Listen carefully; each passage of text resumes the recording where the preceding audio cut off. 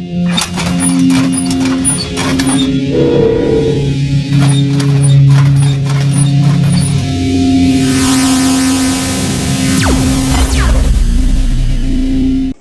জঙ্গলে একটা পুকুর ছিল।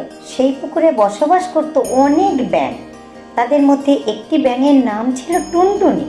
টুনটুনি ভীষণই বুদ্ধিমান ছিল। সে সব সময় নতুন কিছু করার চেষ্টা করত।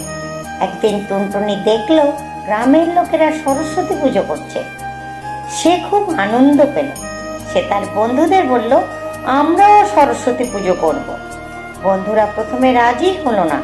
তারা বলল, আমরা যে ব্যাঙ, আমরা কি করে পুজো করব? টুনটুনি বলল, আমরাও পারি। আমরা মাটি দিয়ে মা সরস্বতীর মূর্তি তৈরি করব, ফুল দিয়ে সাজাবো আর গান গেয়ে দেবী বন্দনা করব। বন্ধুরা আনন্দে নেচে উঠল। তারা সবাই মিলে মাটি নিয়ে এলো। টুনটুনি নিজের হাতে সুন্দর একটি সরস্বতী দেবীর মূর্তি বানালো। তারপর তারা সকলে মিলে বেরিয়ে পড়ল ফুল তুলতে।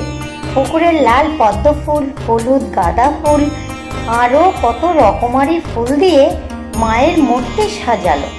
সবশেষে তারা দেবী বন্দনায় গান গাইতে শুরু করলো। টুনটুনি খুব সুন্দর গান গাইল। তাদের পুজো দেখে দেবী সরস্বতী খুব খুশি হলেন। তিনি টুনটুনিকে আশীর্বাদ করলেন। টুনটুনি আর তার বন্ধুরা খুব আনন্দ পেল।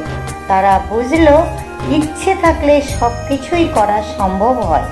এই গল্প থেকে আমরা শিখলাম কোনো কাজই কঠিন নয়, চেষ্টা করলে সব রকম কাজই করা সম্ভব। এই গল্পটি যদি আপনাদের ভালো লাগে তাহলে লাইক, শেয়ার, সাবস্ক্রাইব করবেন।